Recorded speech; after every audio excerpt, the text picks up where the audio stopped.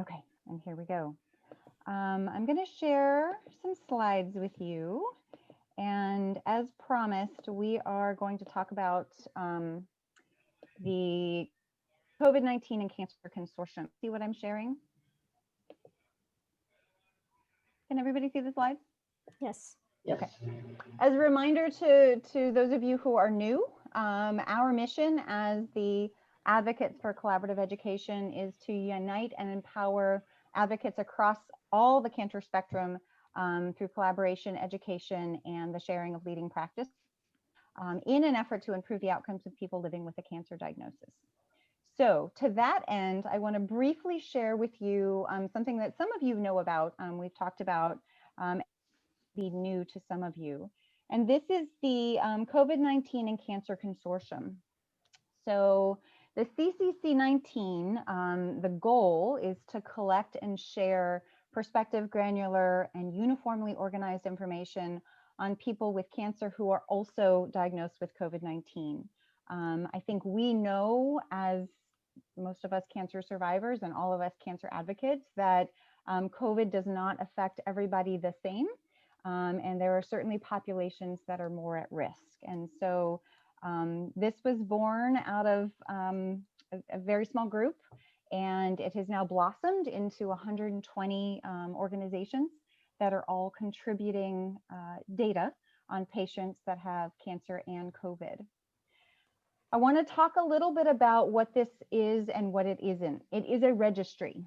Okay, and it is a de-identified registry, and having been on some of the calls, they are very, very, very serious about making sure that it is de-identified. It is also physician-led, so an individual who goes in meets the criteria of both having a cancer diagnosis or history or is in active treatment and also has a positive diagnosis of COVID-19 can be entered into this registry, and it's through REDCap. For those of you who are familiar with.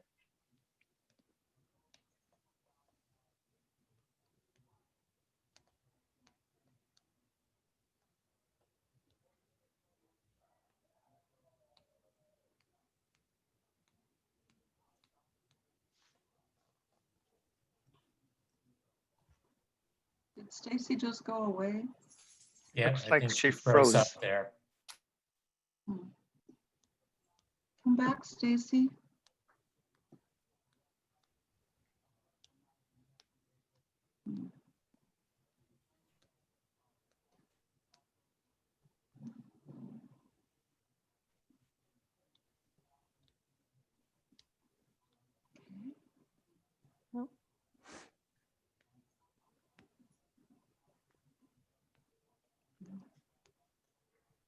She's popped off now. Yeah, she made me a host, so I think there was a trouble that she was having, which is good. Which is good. The fact that she made me a host, so she will have to log back in.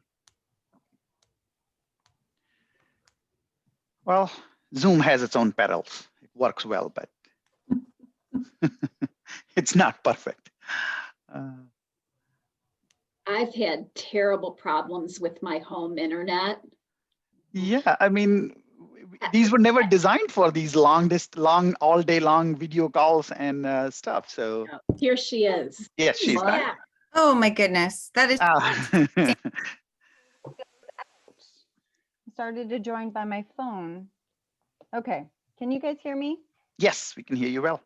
Where did I go away? Where did I get to PROs with you guys? You were at that slide where you were describing that it is a registry, and that was the second slide of your CCC19. Okay, can you see what I'm sharing right now? Not yet. Okay, let's try this again, because evidently when you totally lose your connection, you totally stop sharing. Yeah, it happens. All right. Okay. Yes, Okay, this was where we were. Yes, we can see that. Had I gone through the what it is? You were just beginning on that. At least that's where we lost your voice. So. Okay, so quickly we'll try this again. De-identified registry, physician-led. So your physician can decide to put you into the registry if they are at a facility that is part of the consortium. Longitudinal, meaning that they are following these patients. So again, if it were you, they are re-entering data as how you're progressing, and it is international. What it is not, and this is really, really important, this is not a patient-led registry, meaning you can't just say, hey, put me in, I'm going to sign my consent, and now you can take my data. We'll talk a little bit about that because we'd like to move to a space where patients do have a little bit stronger voice. There are no patient representatives yet. Again, this is something that we're trying to think about ways to incorporate. Super important. This is not about treatment guidelines, right? This is a registry. We're going to get a lot of data. We're going to be able to slice and dice it. We're going to be able to see who's done well and understand what treatments they have. But this is not at this point somewhere you can go and say, oh, what treatment should I have? And this is not about support services. And I know that many of us are certainly trying to support individuals who are both at that intersection of cancer and COVID-19. Again, super quickly, I do want to take you to the website. I'm a little bit worried about my Wi-Fi going kaput again, but before I do that, screenshot this. This is the website. The Twitter handle is COVID19 and CCC. And then we do have a YouTube channel with some videos. So I want to take you into that. So I am going to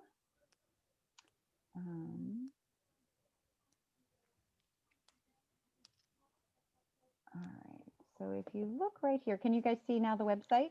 Not yet. You'll have to stop this share and then go to the website. Let's try this again. So for those of you who don't know, Sabine might know, Sabina's on the CCC19 with me, but Sanjay also does tech support for the regular call. Okay, can you guys see what I'm sharing now? Yes. Okay, so this is the website. It's open, anybody can go there, so I encourage you to go and click around. You can see here that the list of collaborators, this is the steering committee. Many of you will recognize Corey.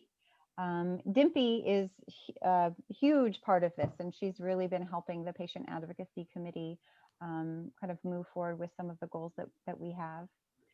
This is the list of collaborators. Again, 120 different institutions and far more individual contributors. And then publications that many of us have been passing around, some of the Lancet publications. They're all, everything that has been published based on this data is listed here, and it's updated regularly, so feel free to check that out. The FAQs, this can help you understand what's being captured in the registry.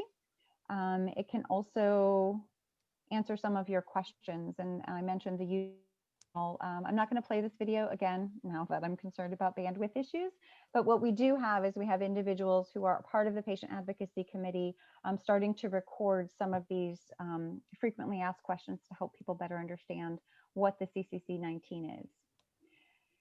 So I'm going to stop sharing here, and I'm going to go back really quickly to the presentation. And I just, okay. Can you get, did the slide advance for you guys? Yes. Okay. Our goal as the Patient Advocacy Committee, and again, this is led by Corey Painter, Sabina is a member, Kelly Shanahan is a member, who else? Sheila is a member. Who else am I missing, Sabina? I can tell you quickly, just a second.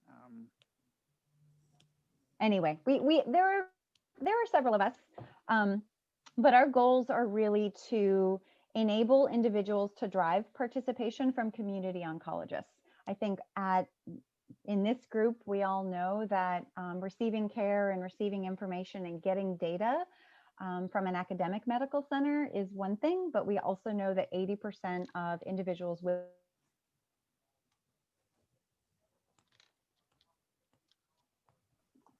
It happened again. We lost her again, I think. treated in community oncology and really started to. You're back. Hear me now? Yeah. Okay.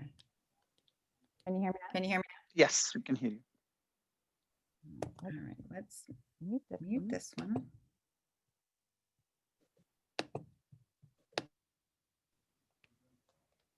I'm on like 5 different devices. Okay, so now I'm just going to talk, and I'm on the phone, so maybe you won't be able to see my face, but I can talk. What we do want to do is we want to understand how we can drive patient participation from community oncologists.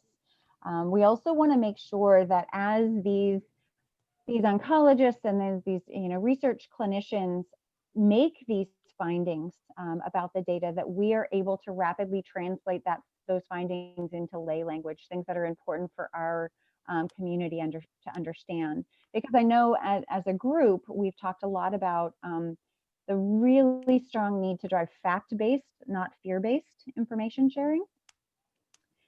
So to that end, and the reason why we were really excited to share this with you is I really want to understand, what do you want to know about the intersection of COVID-19 and cancer?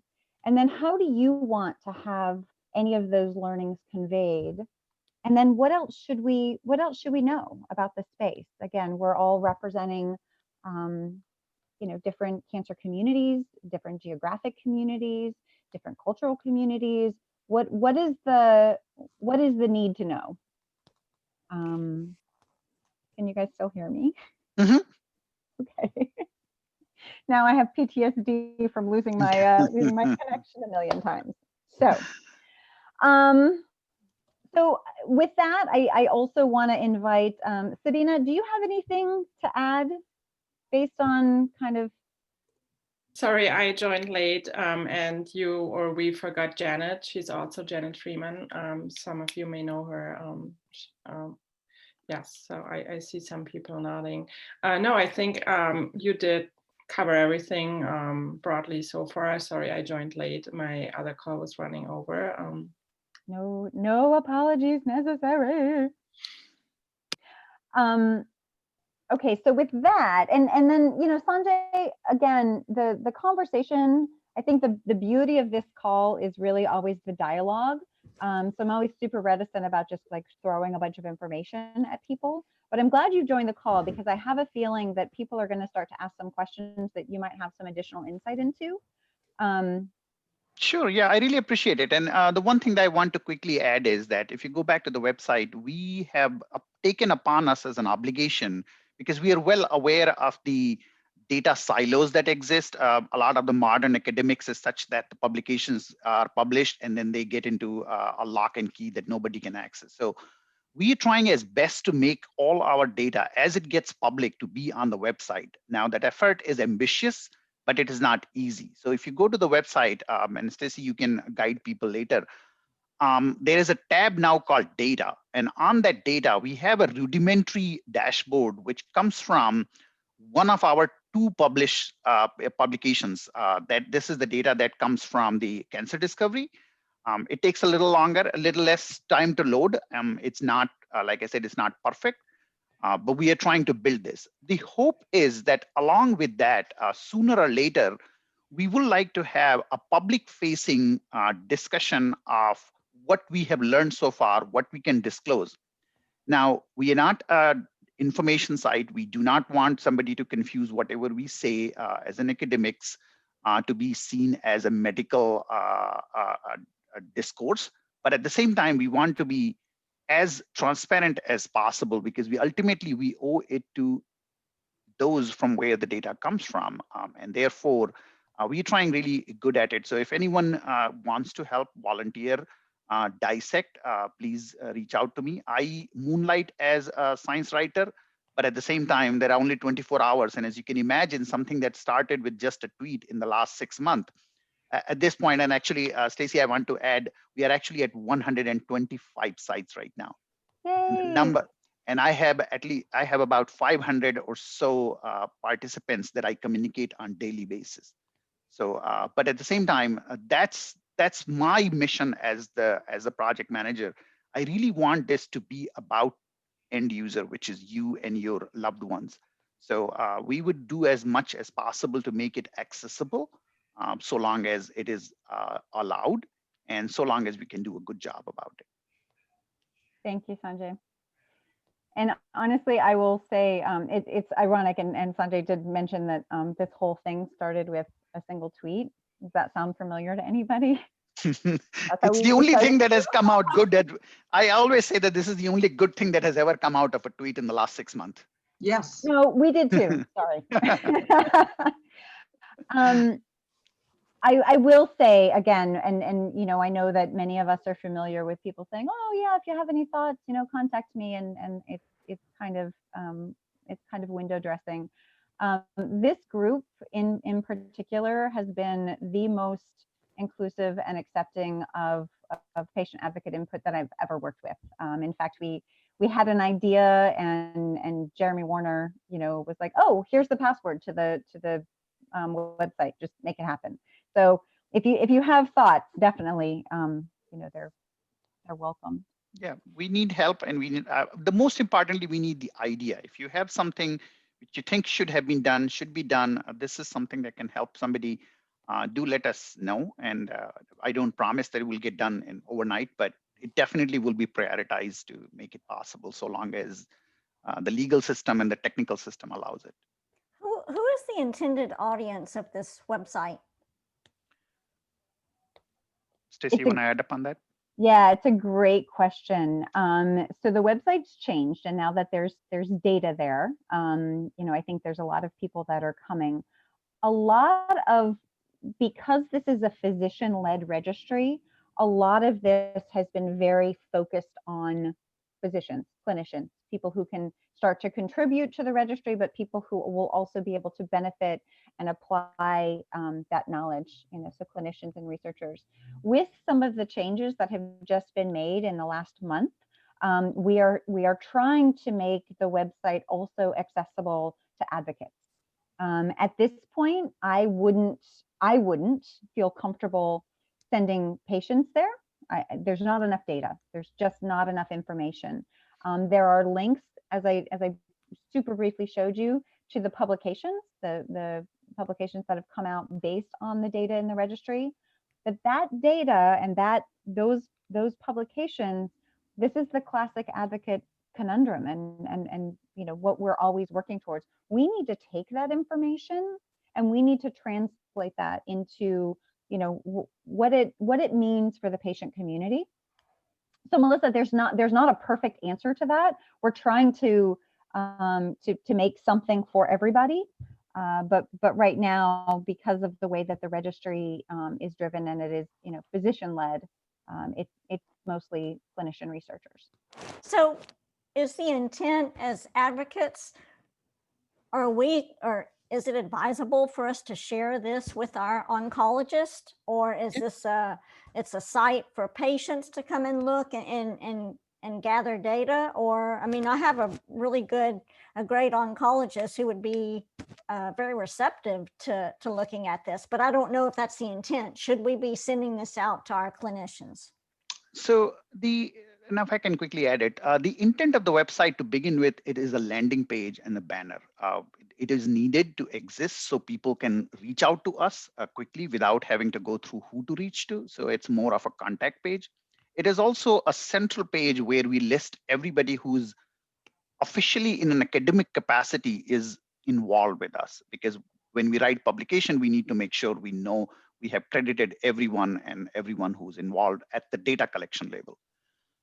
But at the same time, as you said, it can serve as a very good page, as a quick reference for you or anyone to reach out to their oncologist, that at least they are aware. Now, it is possible that he or she might already be either directly or indirectly be part of an institution which is directly into it. The goal is to collect as much data as possible at the intersection between the COVID-19 and cancer. Unfortunately, we are not driven by money. We have resisted very actively any corporate funding so far. So we are limited at the money level, and a lot of this data collection is entirely voluntary. The people who are filling the data, we do not give them anything. So it takes a lot of time. Each form can take somewhere between 40 to 45 minutes to fill. It's a lot of the data which has to be extracted manually and looked up into the records and then finally entered. So it is a good place for you to be the somebody who can raise awareness about it, that such a thing exists. And those who do not yet know, we do not have any illusion that we have reached to everyone who we should have reached to. And we are trying to do something about that outreach. There is a hope that sooner or later we will be able to actively start. So far, it has always been those who have reached to us, we have onboarded them. But we do want to get to a situation where we actively reach out to institutions who have been left behind, either because of the geography, because of their size, or awareness. So yes, if you know somebody who should know it, please do let them know that such a thing exists. And then that begins a system where they can ask us more about it, and then we can guide them in the right direction.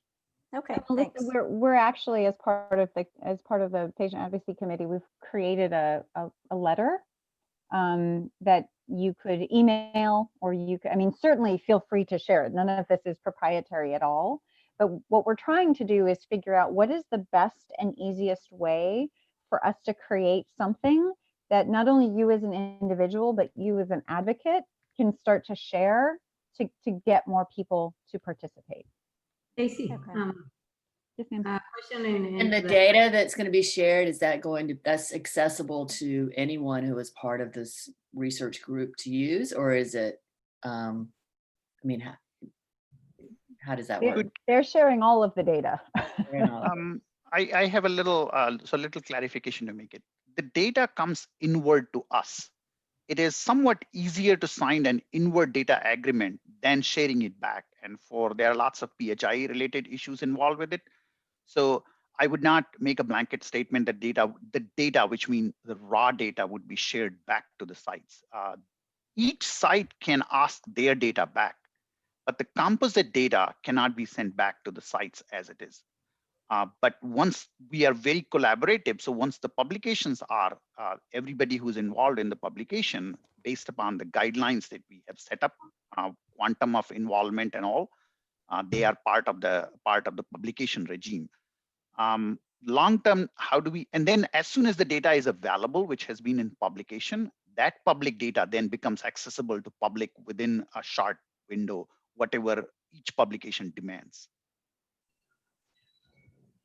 Stacy. Okay, thank you. One question.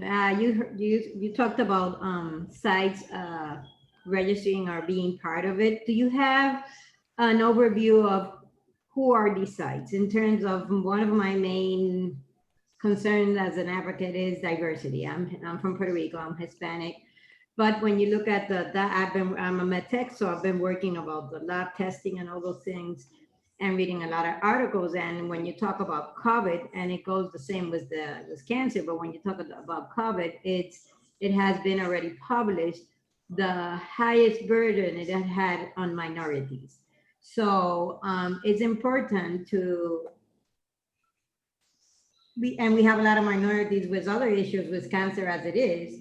So my concern or my question is, how do we make sure that you're addressing these states that are high in, or how can we make other institutions participate too, so we have that available? And my second comment and question, Stacy, was that if the site is not available, if we can have the links to the publication. So those are my two comments. So the links to the publications are all available, and I'll send that out to the group just so you can see it, but you can also access it on the website. Hopefully you can see what I'm sharing. Yes. Institutions.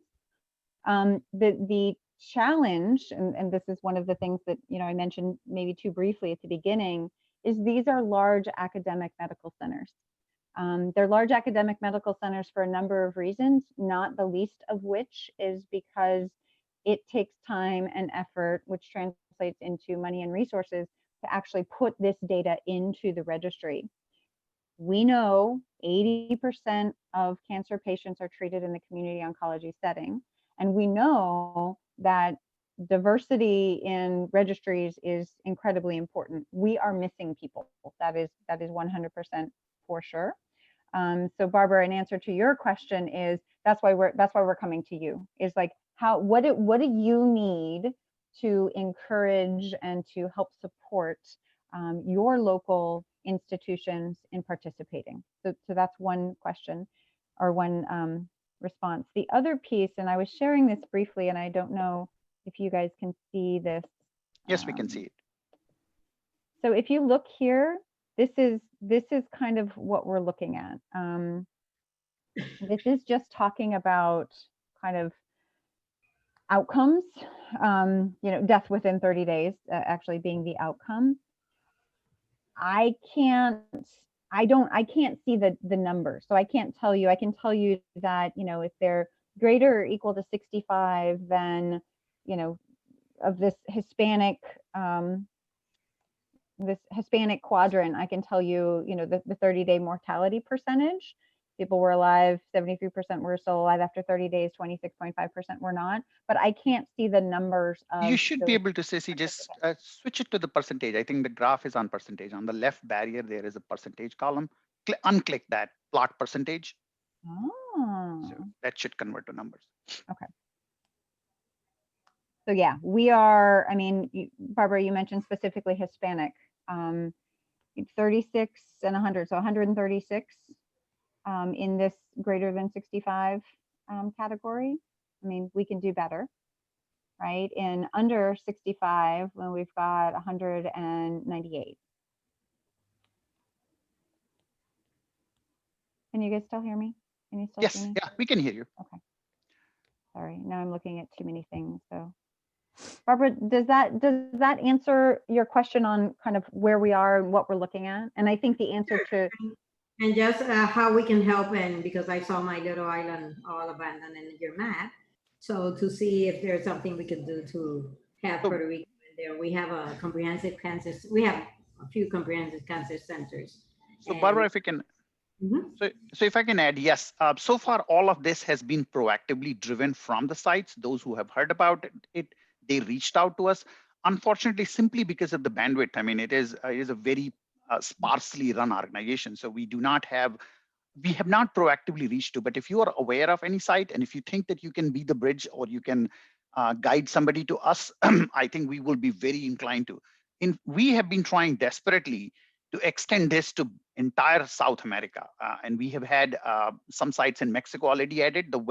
Unfortunately, the map that you see is, for the technical reason, is not perfectly representative because we haven't figured out how to get a good map which fits into that page. So it is US centric only because of the technicality, but for no other reason. We are onboarding several sites on the Latin America region. So we have geographical distribution. Other than that, there are no design reasons why we do not have or why we would not have at some stage. So long as somebody is willing to volunteer for the data extraction and provide us, we will be very welcoming to have them on the consortium. Okay, I'll talk to Stacy offline and see how we can do this. Yay, success already. Look, we're gonna have Puerto Rico on the map. Any other questions or thoughts or needs, right? We talked, Melissa mentioned, is this something she should bring to our oncologist? One of the ideas that we had within the committee was to create a letter that patients could share with their treating oncologist to try to get more, institutions to participate.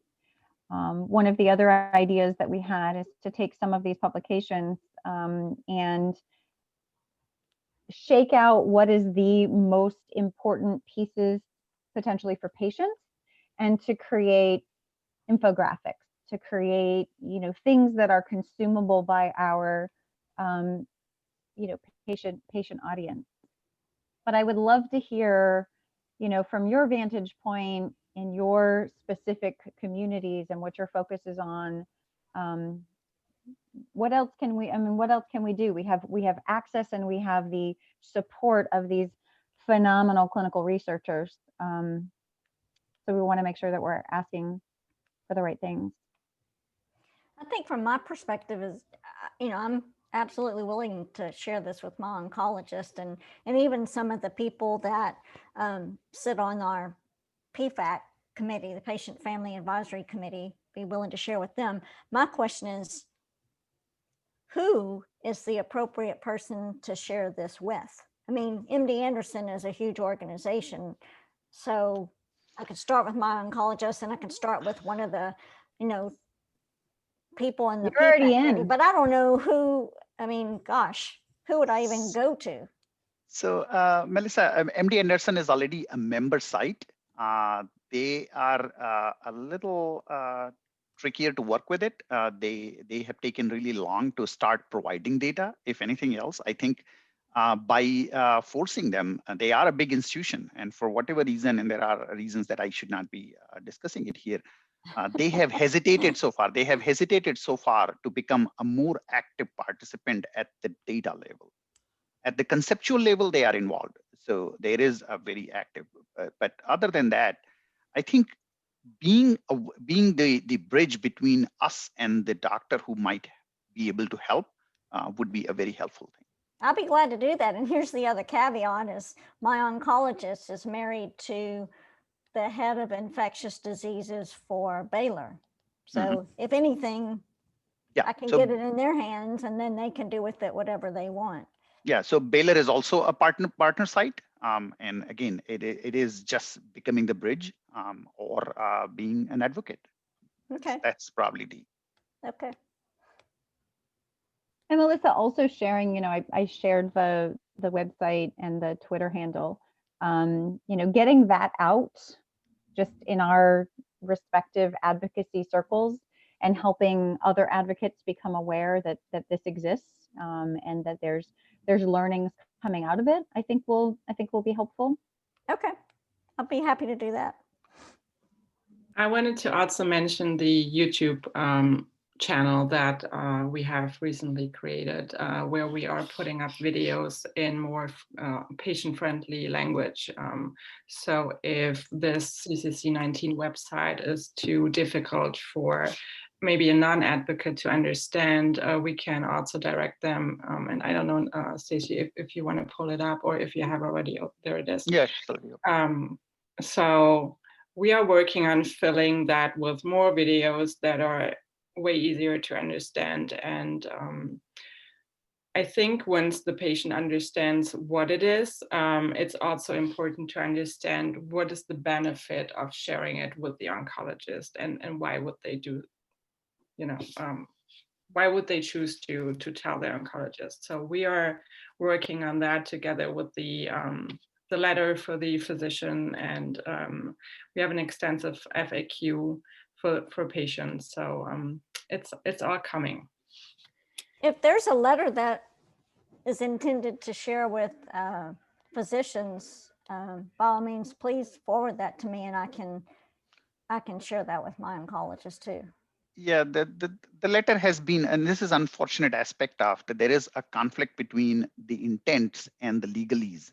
And so the letter has been somewhat, because so far, like I said, this was designed for a healthcare proxy to reach to us. And then we identify who the lead site PI is going to be there. And once we have it, then we enter into a data sharing agreement with the institution. The agreement, the letter itself, for some legal purposes, seems like an advertisement. And the question has been, is it something that within the legal structure that we have, are we okay to? So those questions still need to be sorted out. Okay. But in the absence of that letter, I think the website itself, and I'm sure some of you just can print the website as a PDF and maybe just distribute it to your doctors. And I think that can still be a very good starting point. Okay. We're working on the letter, but when and how quickly will it happen? Those questions are always difficult to answer. Okay. So I just put in the chat this stuff, the website, the Twitter handle, the YouTube channel, in case that is helpful for any of you guys. Uh-oh, I don't know what I just did, but nothing. Okay, stopping sharing now. Hey, Stacey. Yes, sir. Just just echoing the interest in that letter, I can reflect on, and I'll try to chase it down because it may be helpful for the group or those developing the letter to kind of tiptoe around those legal issues. I'm involved in a rare cardiac disease organization, nonprofit organization that created a multi-center registry. And we actually crafted a letter where patients or caregivers would be approaching their cardiologist and saying, there's a registry, as we were trying to recruit a small number to make it a bigger number. The good news was we got some hits and the patient felt empowered. And based on our feedback, the cardiologist said, oh, I get it, which is obviously can be half the battle. Even if that person, he or she, is not in a decision-making authority per se, perhaps getting into the hands of medical staff affairs or somewhere up the chain. So I'll try to chase that down and send it to you, or gather intel as to how we hacked it. I was involved tangentially, so I can't lay my hands on it, but it really helped, and we really were heartened by seeing the patient say, okay, now I got something that's more than if a question comes back, as you know, it could be all of a sudden that's like, gee, I don't know, and therefore it ends in a no. Yeah, having a draft letter that has already been vetted by one legal team, I think that will be super helpful. We just want to make sure that we are covering up everything right. Amen. Thank you, John. Sure. Yes, can I say something? Yes, Grace. Yeah, hi everyone. One of the things that I do is I host a YouTube channel called Cancer Convos with Grace B. And originally, I'm from Africa. I'm Nigerian. And so I was able to host the head of the Africa CDC on how we have been able to combat, COVID-19, because it should have been explosive based on very, we've been really contained as regards COVID spreading. It hasn't been as bad as we thought it would have been. And so I brought him on board. I brought him to the show to come and explain what it is we have been doing right in Africa, that it hasn't become, we haven't had like a second lockdown or third lockdown or whatever. And I could reach out to him because, as he was discussing earlier, Sanjay, that I could volunteer to be a bridge. Once we get the letter, I could wait for that and then put it across to him. And most probably, because he's a medical doctor, he's a global voice as regards infectious diseases and everything. And we could see how we could bring him on board as well and seek his opinions, valid opinions on how to drive this forward as well. So I'll be putting in the chat, maybe you'd like to listen to the interview with him as regards, all that we have done as regards COVID-19. This is a fantastic initiative because cancer doesn't wait for COVID-19 to disappear. It'll always be there. We are the, we are the ones with underlying conditions, and every day you're hearing various things happening. You're having palpitations. Is this going to happen to me and all that?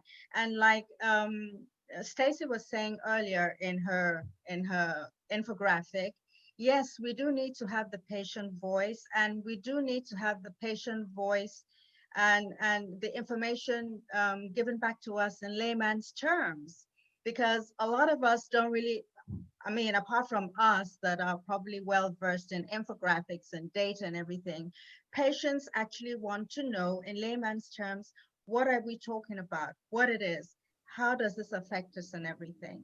So I could volunteer to reach out to Dr. Benjamin, he's in Ethiopia at the Africa Union, and see how we could drive this forward. Once we have a sample letter, a template or whatever, then I could give it a push. Thank you, Grace. So I want to add quickly here that CCC19 actually partners with the ESMO, which is the big European oncology organization. And so we have harmonized our questions in our registries with ESMO, which already covers the Europe and Asia. We're trying to expand us here in the North and South America. Africa had been a little gray area, and Dr. Fonkem, who's one of the collaborators, I understand he's also from Ethiopia, and he is a CCC19 partner. And I know he has brought it up. So I think putting up some kind of an effort together would definitely make it far more global, and that will be a very good thing for all of us. Thank you very Okay, much. I'm just giving everybody a group hug. This is like the awesomeness that, thank you, Grace. That's welcome. phenomenal, actually. Thank you. I'll just type in the website. Or you can email, whatever's easier. I mean, Okay, I'll we are email the totally website to connected and everybody. use whatever medium works best for you. I'll do that. I'll put it on the wall, on the group wall as well. Yes. Okay. Thank you. Oh, well, that's exciting. No, Barbara's gone. She had to go to another meeting, but Sanjay, we need a bigger map. Yeah, I know. I mean, so there is an ongoing competition. If somebody knows how to create a map which includes all the sites, we definitely promise at least a coffee mug. The mug itself hasn't been designed, but we hope that it will have a beautiful CCC19 logo. I am not in contention, so I'm not making a map myself. But if any of you know how to make a map which includes everything and can fit it into a reasonable place, I'm sure, talk to me. Awesome. Anybody else have any questions, thoughts? Again, this is, this is wide open. If you think of something after the fact, we certainly have room to figure it in. But the things that I really wanted to convey today are, one, that the CCC19 exists. Two, that we could use not only your help, but also your thoughts about how to get more participation, especially at the community oncology level, with the caveat and the knowledge and the validation and the understanding that it takes time to put this data in. So there can be pushback, and that, we're used to that. I don't know what number I was on, but the other piece is, when great stuff is discovered through this data, or even not great stuff, but when we learn things, we want to be able to create something that is helpful for patients, whether it's an action, whether it's an understanding. We want it to be fact-based and knowledge-based and data-driven, and get away from a lot of the fear that I know that many of us know in the community.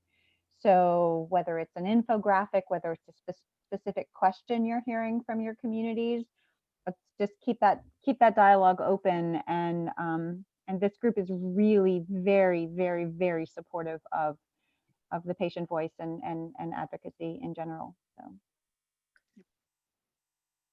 one of the things that strikes me is that it would be important to also start thinking about building in your influencer communications list moving forward, for how you take, not only get the data in, but how you start to build the capacity to communicate the results out back into these institutions and some of the community hospitals and some of the other networks. And I don't know, I haven't been on the website, but I don't know if there is that kind of thing that's built in there now to start capturing those folks already who would be the future communicators of all of these results coming back out. Because that takes a long time to build as well. So Lee, right now, just so you are aware, right now this looks a lot like the data that comes out of ASCO and AACR, right? It's solid stuff, it's solid research, it's getting published in peer-reviewed journals. Right. But we know that information, as it reads in a peer-reviewed journal, is not consumable for the general patient audience. Right. And the patient advocacy committee, we've taken that as kind of what we need to consider. Like, how do we take that information and how do we get it out? And at the same time, we don't want to be gating factors. And so all of this information, all of these peer-reviewed, publications or presentations, as they become available. I just want this whole community to know about it, because maybe there's something that you can do very quickly to get information out to your group. Again, nothing should be, we don't want to be gating factors to any of this. So I just want you guys all to know that, you know, the information's out there. If we can help, you know, provide it in a way that is better consumable or more easily consumable by your audience, by all means, let's have that dialogue. Because if it works for your community, it might work for others, but. Yeah, we are driven by entirely by just the academic curiosity, and we have no other implicit interest. So we have no reason to be holding up any information other than the legal or the regulatory. So we would be, and we have been very aware. So all our partners, when the data comes in, we ask them to propose a new project, a question that hasn't been answered as yet. It's a very transparent process, and we highly encourage everyone, regardless of their academic size. There is no priority given to a bigger institution versus smaller institutions. And we have had sites which have very few cases reported because they are small, because they have a smaller bandwidth. And that's not the intent. We are as collegial and collaborative as possible as an organization. Yeah, I just meant as far as developing some sort of tools to be able to communicate out all of this findings and things that would come back in. Brainstorm, and yeah, if you have an idea, do let us know. Like I said, a lot of time, a lot of the great ideas do die at the concept stage because it's just not feasible. I mean, you saw the data sharing the way we have created. It's rather difficult. I mean, some of the tools that are out there, some of the fancier tools, they require a lot of money, and sometimes we just don't have it. How to roll them is difficult, but that shouldn't stop us from at least thinking and knowing what can be done. Once we have identified that there is something, and so far we have been driven entirely by, I mean, there is literally no funding at this point. But at the same time, we hope that sooner or later, some of your voices and some of your advocacy might change that a little.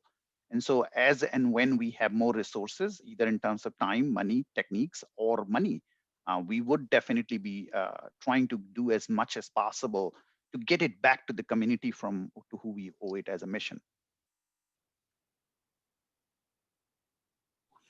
Stacey and Sanjay, what are the challenges that you guys need help with respect to getting out and broadening the reach to the community cancer centers?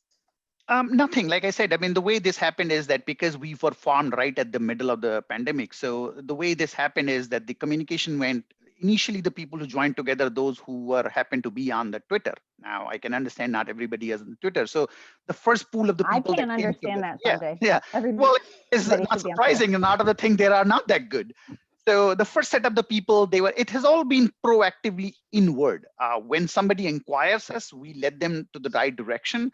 I think that's been the only barrier. And as you can imagine, the people who are into smaller places or they're not exactly part of a cohesive network, we haven't had this situation where we can reach out to them. So if you think that somebody someone who should have been part of it, if you can let them know or even let us know, then maybe we can use you. Hey, Sue brought it, or Leah brought it, or Kathleen brought it up. Would you be interested in it? And then we can start a ball rolling. What would happen from there is anybody's guess, but at least we tried. Maybe I could offer this as a resource offline, but if you are looking to, hit certain geographies that you're looking to get connected with, I might be able to help with some research for that. But if that's something that would be helpful, maybe we can chat like offline. I said, if any institution that is not already on the map, we would want to have them all on our map. We have no restriction on our end. We would want to have everyone, and we are well aware that we have kind of reached to a plateau in terms of the new site addition. And that's just the way. I think there is a pandemic fatigue, there is a resource fatigue, but it's not an intention fatigue. It's just that we don't know how to do it. Sure, absolutely. Yeah. Thanks, Sue. All right, we've got 3 minutes left. Does anybody have anything else? Thank you so much for the dialogue. And Sanjay, thank you so much for Thank you. No, I really joining. appreciate it. It has been always my privilege to have known you all. And I come from a pure scientific training. So for me, the transition to something like this has been very humbling, and I really, really appreciate it. Thank you. All right. right. Well, with that, then I'm going to stop the recording.